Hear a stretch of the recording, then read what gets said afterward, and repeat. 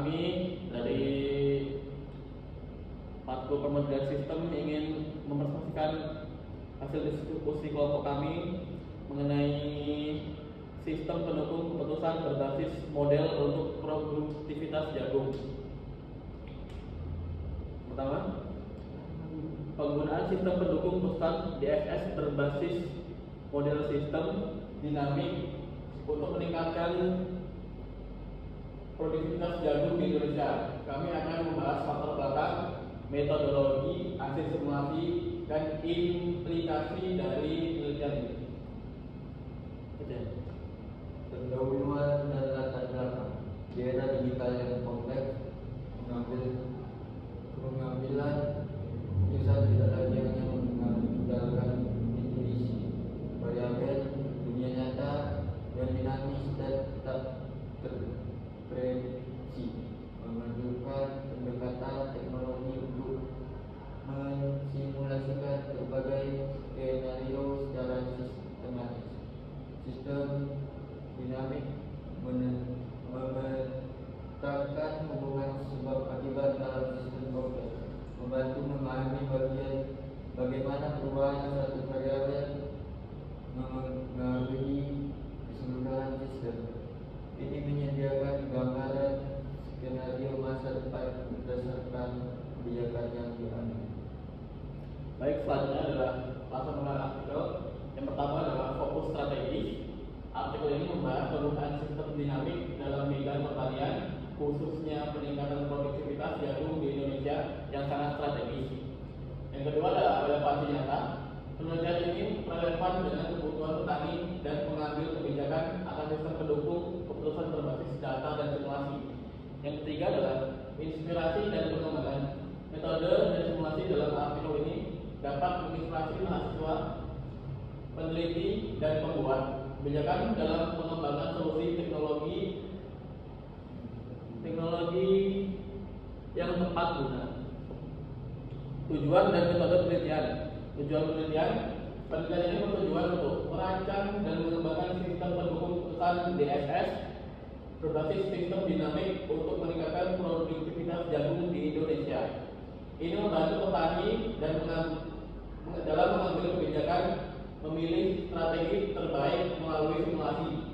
Selanjutnya adalah metode utama.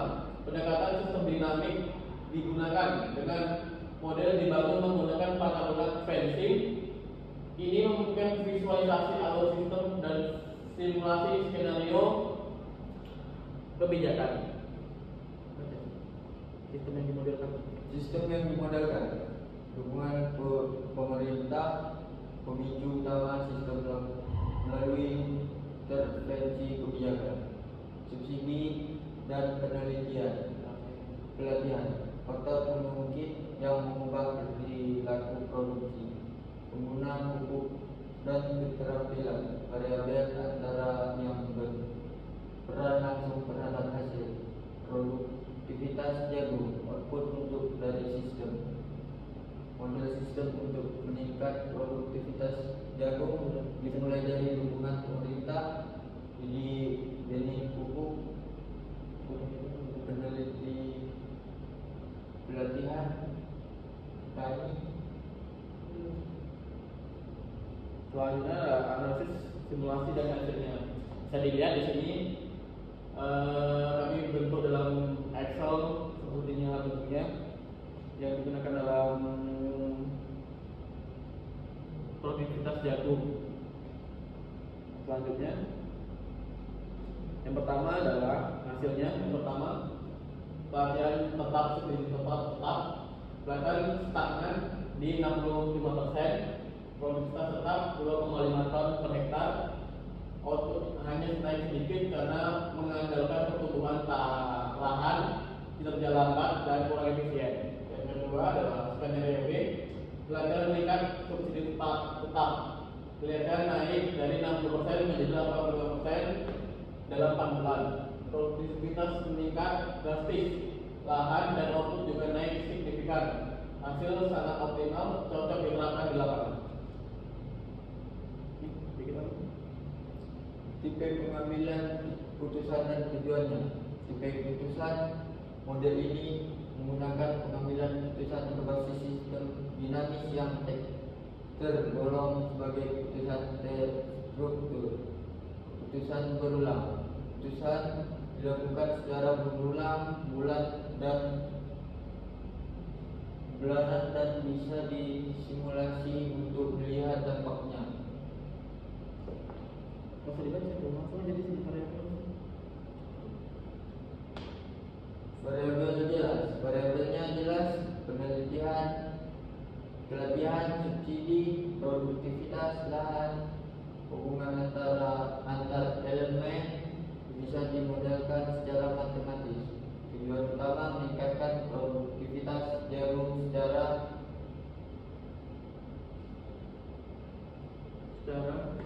berkelanjutan dengan kombinasi berkelanjutan dengan kombinasi optimal antara subsidi dan rekomendasi dan refleksi. Rekomendasi peningkatan pelatihan petani secara berkelanjutan. Subsidi sebagai tujuan awal bukan pilihan utama. Implementasi sistem monitoring berbasis slip state. Replikasi model pada komoditas pertanian lainnya. Refleksi. Simulasi ini memberikan pemahaman mendalam mengenai pentingnya berpikir sistemik dalam membuat kebijakan. Pendekatan ini membuka wawasan baru bahwa pengambilan keputusan perlu didukung oleh data dan analisis yang mendukung untuk mencapai hasil optimal dan berkelanjutan. Baik, itu sekian presentasi dari kami. Bila ada kurang lebihnya kami mohon maaf. Assalamualaikum warahmatullahi wabarakatuh. Salam.